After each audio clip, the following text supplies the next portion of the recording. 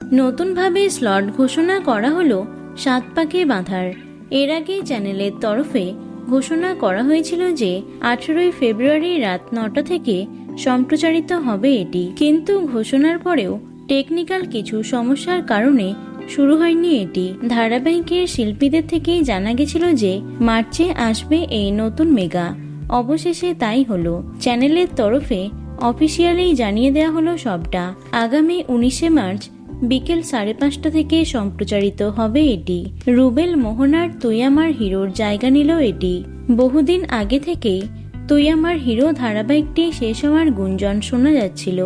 অবশেষে কি সেটাই সত্যি হলো? নতুন মেগা 7 পাকে বাঁধার গল্প কেমন হবে তা তো সকলেরই জানা। রাহুলের এই নতুন মেগার জন্য এক্সাইটেড ছিল অনেকেই।